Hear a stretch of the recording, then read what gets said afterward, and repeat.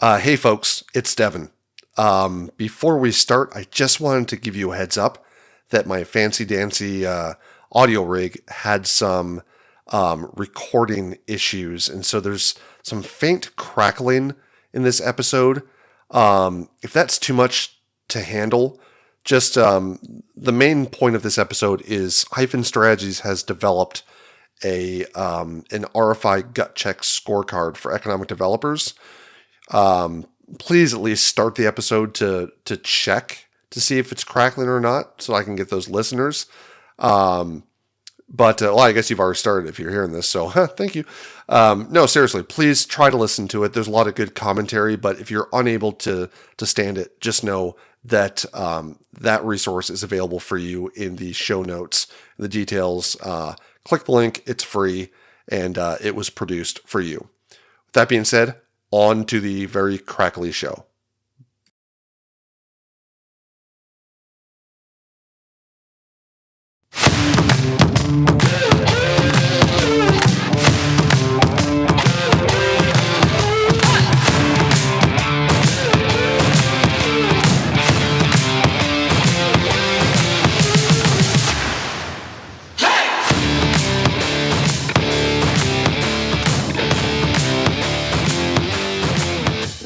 Hey, what's up, folks? This is your host, Devin Hillsdon-Smith, and this is Site Selectors Are People Too.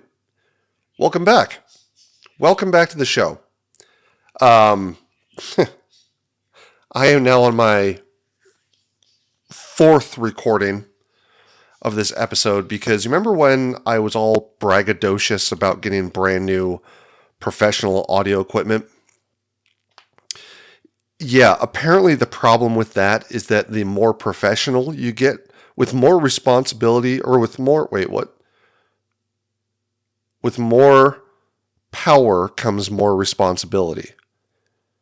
Apparently in this case, with more powerful equipment comes more responsibility over every little tiny thing. I'm talking, I cannot get my voice to stop crackling. And I have done everything possible. I have checked the wires. I have plugged things in, unplugged things, plugged things back in. I've gone through every step that Gemini, ChatGPT, Cloud, that all of them have told me to try, and still my voice crackles. Like you get these pops. And I'm really hoping that on this last recording, quite frankly, of this episode, that you're going, Devin, I don't know what you're talking about. I don't hear anything. Because that would be music to my ears. All right, you can probably also hear me when I'm taking a drink now because of this wonderful new equipment. Oh, I miss you, Blue Yeti. Anyways, so today we are going to be discussing the dreaded RFI again. Now, we've already done an episode kind of on the process behind the RFI, but today's episode is really, really about humanizing the RFI. For those of you that don't live in our world of economic development and site selection, an RFI stands for a request for information. It's typically the way in which a company or a site selection consultant like myself introduces a project to a jurisdiction, typically at the state level, and how we begin to gather information to determine, out of all the states we are investigating for our client, which states should be considered. Where are the best potential communities? Where are the best potential sites? AKA, what is our short list? Taking it from 60 or 70 sites, whittling that down to whatever you discussed with the client, 10, 15, 25, what have you. So an RFI at its core is a very powerful tool. And it's effectively the gatekeeper between whether a community is going to have an opportunity to win that project and land that company's new factory or office, or whether it's going to go somewhere else. You have to remember, it's also a very powerful tool from the flip side. It is the consultant or the company announcing to the world under a code name that their project is out there and it needs to be considered. It gets communities strategizing. And that becomes a bit of a problem, which we'll get to later on in this episode. But before we do, imagine with me, if you will, it's Friday, 4 p.m. You've got plans out the wazoo. Your friends and your significant others, you're all going to go out to a comedy show tonight. You're going to grab drinks. You're going to take an Uber because it's going to be one of those types of nights. Tomorrow, you're going to relax, ease into your day, get some housework or yard work done or nurse your hangover. Maybe a dinner tomorrow night with the parents. Sunday, maybe you go to church. Or maybe you continue to nurse your hangover, because I've learned in my late 30s that, yes, 2-day hangovers are a thing. You're then going to take that afternoon, do some meal prep, whatever. You've got your weekend planned, and it is Friday at 4 p.m. You can see it. You're basically packed up, right? Let's be real. You're joking around with the colleagues, but all of a sudden, ding, or boop, whatever, an email hits. You're joking and laughing and you hear the noise and you look back over just to scratch the itch of seeing what it is and, oh no. Oh, it's an RFI. Oh man, it's a good one. It's manufacturing, 900 jobs, $2.3 billion investment. Guys, it's 60 pages long. It's due Tuesday? Great. So now you have to put together your game plan. You have to figure out where you're going to get the information. You're going to have calls with your utility partners and your elected officials.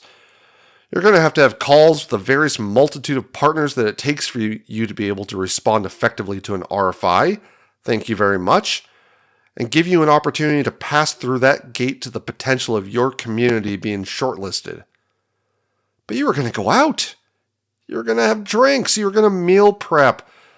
Heck, maybe you were going to read a bit this weekend. And no, I don't mean read a damn 60-page RFI. I mean read the latest Star Wars novel that came out. Here's what an economic developer is feeling at this point. It's the EDO guilt. The EDO guilt. It's the feeling that saying no to an RFI is failing your community. Even if you don't know at that juncture whether the project is going to be a good fit. So yeah, we've talked about RFIs in the past, but today's episode is going to be almost myopically focused on this show's core thesis, the human impact of RFIs. And yes, tongue-in-cheek, the show is named Site Selectors Are People Too. But in this case, we're exploring the fact that so are the economic developers and the community members impacted by these deals. So we're going to go to a quick break, hopefully so I can get my birds to quiet down. Guessing we're going to be able to hear them on this one. But we're going to go to a quick break, and then this show is going to be a little bit different. When you went to this show, if you haven't already, go into the show notes, the details. You're going to see an RFI gut check scorecard that Hyphen Strategies has developed. It's free. There's a link there. I want you to check out this interactive dashboard that we developed. It's just a little micro site on my Google Workspace. But I think it'd be nice for you to look at it and kind of familiarize yourself with it, because we're going to go through it on today's episode. We're going to do a deep dive of that potential decision matrix that I used to use when I was an economic developer, mixed with some of my knowledge that I've gained now that I'm on this side of the table. As you will see, there are 4 different phases. Let's see here. What else did I want to see or say about it? Like I said, it is free to use for any economic developer out there who is looking for an opportunity to determine which projects to respond to and which not to respond to, and how to weigh the potential benefits for the community, as well as the technical requirements and, well, the internal human audit. The question being, does our team really have the time to respond to a 60-page RFI when it's 4 p.m. on a Friday and it's due Tuesday? Guys, every once in a while, I guess what I'm trying to say is it's okay to say, get lost. And with that being said, we'll be right back.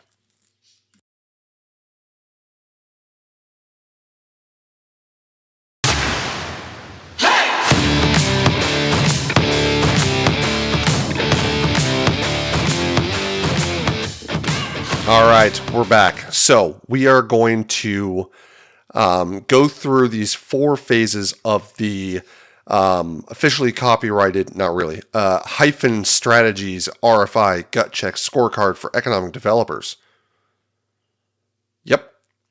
Yep, that's the name. We're going to go through the 4 phases that I recommend any community take a look at when you're trying to decide whether you're going to put your best foot forward on a project. First and foremost, I think, and the main point here is that a team of economic developers is a team of individuals, of human beings. A lot of the time, economic developers are in situations where they are short-staffed and overworked already. It's just the nature of the beast. So what I was starting to say there is, I think the first slicer for an economic development organization to consider when determining do we respond is looking internally at the human element. Check your team's resiliency tank. Do you all have the emotional runway, the capacity for a high-intensity response? Or is this the project that triggers total burnout? It matters, because this is just one project out of many. You need to protect your human resources and focus on the human, not the resources side of that term.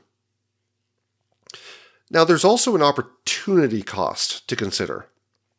Every hour spent on a long shot RFI is an hour stolen from business retention, local workforce initiatives, policymaking. You have to remember there's a cost to deciding where you spend your time. And another factor that I have in this phase 1 audit is team sentiment. Is there genuine excitement on your team about this project, or is there kind of collective dread? I think that matters because it's going to dictate how well you actually do filling out the RFI. If your team has the capacity and the opportunity cost isn't a deal killer, but your team is still collectively dreading this project, doesn't that say something? I mean, after all, right, the most professional teams will inevitably still let that seep into the work product. And you don't ever want to put out shoddy work product in this industry. Moving on to phase 2, which I'm calling the consultant and relationship context. I hate to admit it, but it happens. As your first question when looking at an RFI, you should probably answer the question, is this a fishing expedition? So you need to apply your fishing filter to any RFI that comes through. What I mean is this a legitimate search, or are you just providing comparative data to help a consultant justify a pre-selected site elsewhere? Now, please, I'm not saying that consultants are immoral or unethical in the way that we set expectations with economic developers.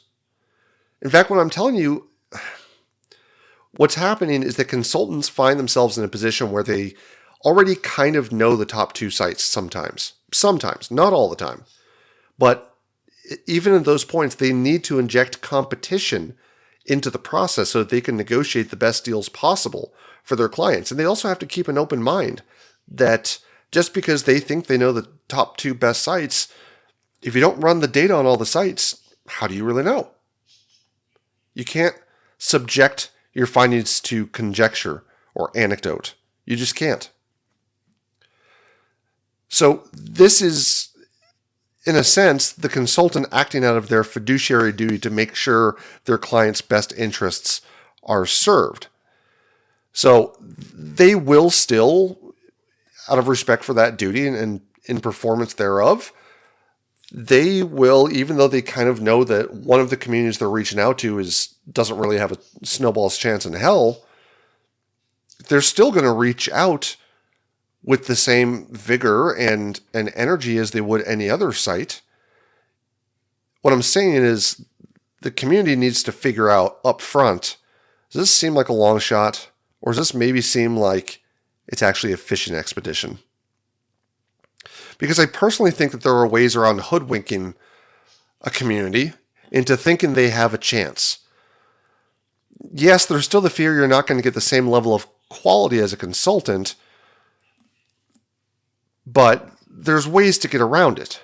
Because there's also projects which I call kicking the tires, where a company doesn't even know if they have a project yet. They kind of want to see how the market is going to respond first and then take that data to their board to make a decision. It's a little more real at that point, but still not a real project yet. To me, what it comes down to is, do the consultant and the economic developer have a strong enough existing relationship that transparency as to project direction, project motives can be, my voice just cracked. Oh well, can be front and center in the conversations. Meaning the economic developer, here's the clarity call, right? And this is something as an economic developer I was horrible at.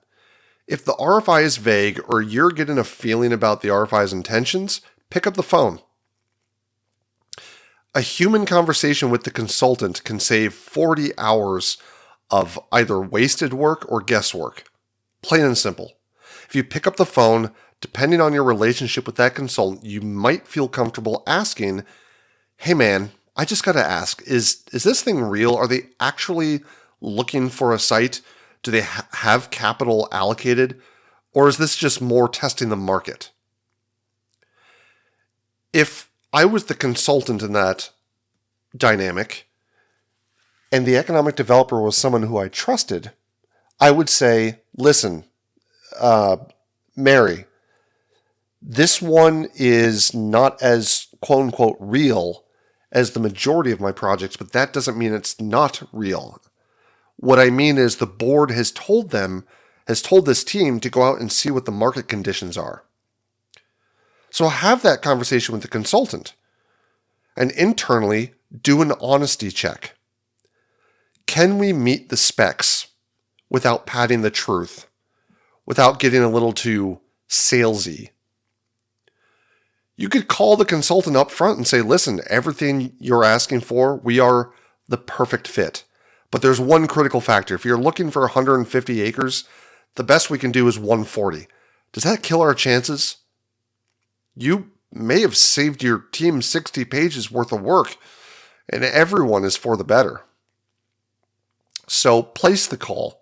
And yeah, the other way around too. Consultants, you know how to manage your projects. This is not me saying how to manage a project, but I think if we find opportunities to maybe informally let our economic development partners know exactly what's going on when we can, I think we would find a direct correlation to more quality responses and I don't know, less time wasted on our end reading through the bullshit ones. Potentially. I don't know. So let's go to break because I kind of want to go back and listen to see if my voice is crackling. And when we come back, we will do the last two phases, do a wrap up, and then we will call it a day. I don't have any good jokes, so we're just going to go to a hard break. See you in a bit.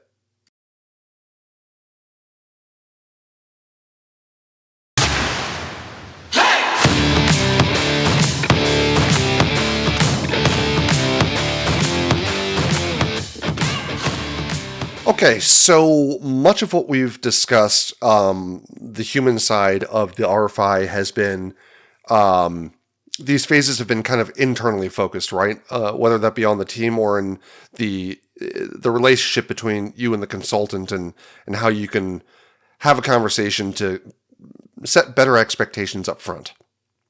Now let's turn to the human impact that an RFI has when it comes to phase 3, community and culture. So this phase is kind of also a response back to those boards that force their executive directors and staff to respond to everything, because not everything is a good fit for the community culture. I want you as an economic developer in this phase to put it through the good neighbor test. Does the company's operating philosophy or operations match the soul of your community, your ethos? Or will landing them create long-term public friction? The good neighbor test. That could be a very popular topic right now. I don't know, data centers. For some communities, a data center fits perfectly. It perfectly fits the community. You're a smaller town. There aren't a lot of underemployed people, but the community could really deal with a big injection of economic development. Data centers bring huge capital investment, which increases your property tax levies on them, right? So you have a stronger tax base, and guess what? They don't create that many jobs, but the jobs they do create have astronomical wages. Talk about a perfect fit for that small town. But you take that same data center project and put it in a community where industries are already diversified. They've already got a solid tax base, maybe because they already have a cluster of data centers, and the only land that can host it is their largest piece of property. And you're going to put only 60 jobs on there? It's not a good fit. The way to decide is to look at wages versus reality. One way to decide. So look at the wages versus the reality. Are these good jobs? Right? So maybe this is the good jobs test. Are these good jobs, or will they just exacerbate local housing and childcare shortages?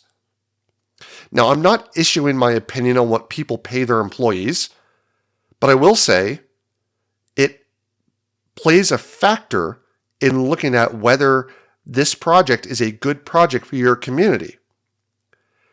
If the wages are already tight enough for this type of industry in your community that the local Property Owners Association for the industrial park has to implement a no hiring sign policy so that they don't poach from each other, the community has to make a decision. Are these logistics jobs, let's assume it's logistics, are these good jobs, or will they cause more issues?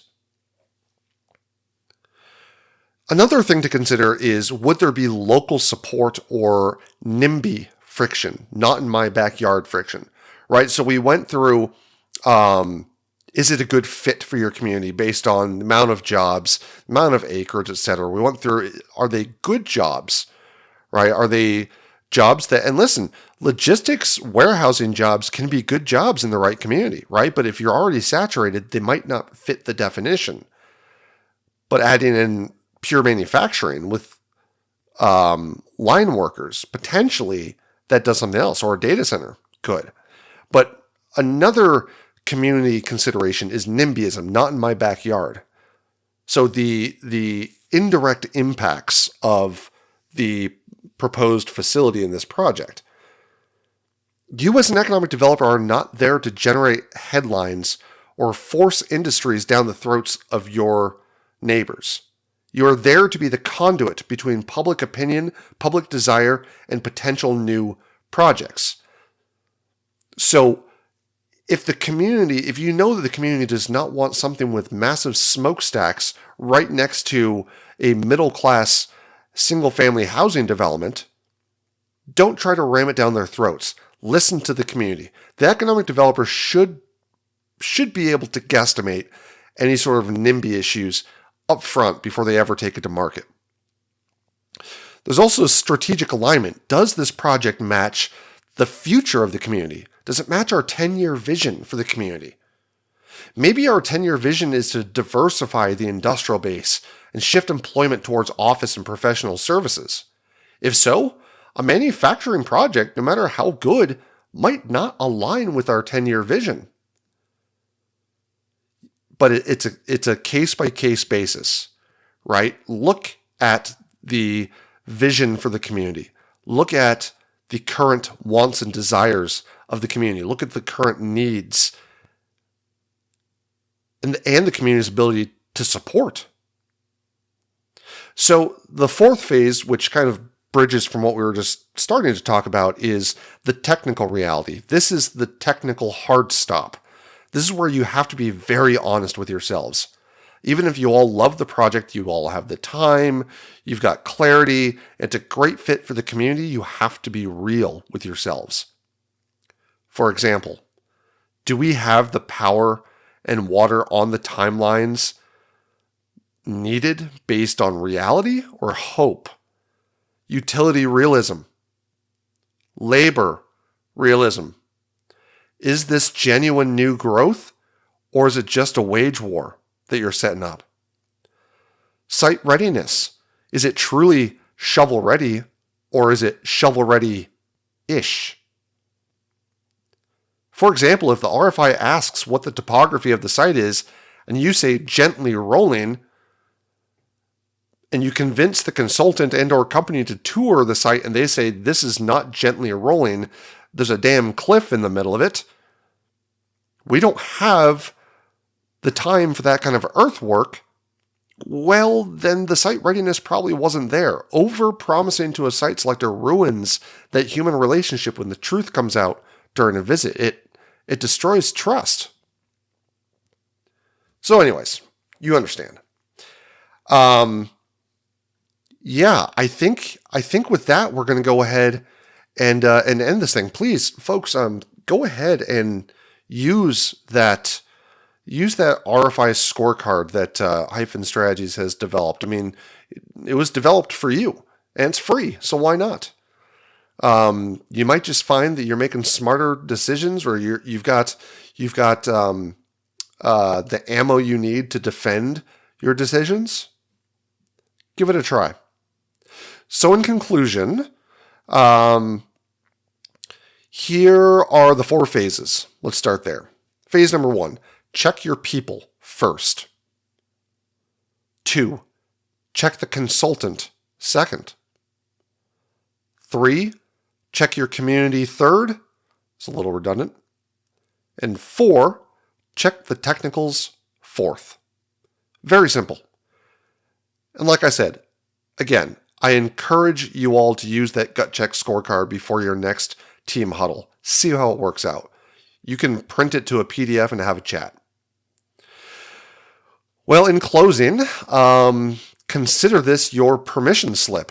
I want to give you economic developers the permission to say no. It's okay to say no, and since I was kind of in Professor Devin mode today, I can give you a permission slip. And for those of you in our book club, we're reading Essentialism. One core concept, we need to learn to say no earlier and more clearly, right? That is always best for everyone instead of letting things drag on. So I am giving you permission to say no to those projects that fail the scorecard, because a win is not a win if it breaks the people who landed it. Hey, as always, thank you for listening to Site Selectors for People Too. I'm your host, Devin Hillsdon-Smith, and remember, yes, take care of your sites, but take care of your people first. See you guys. Just a heads up, views expressed in this podcast are solely my own and are not attributable to any employers, whether past or present. Thank you.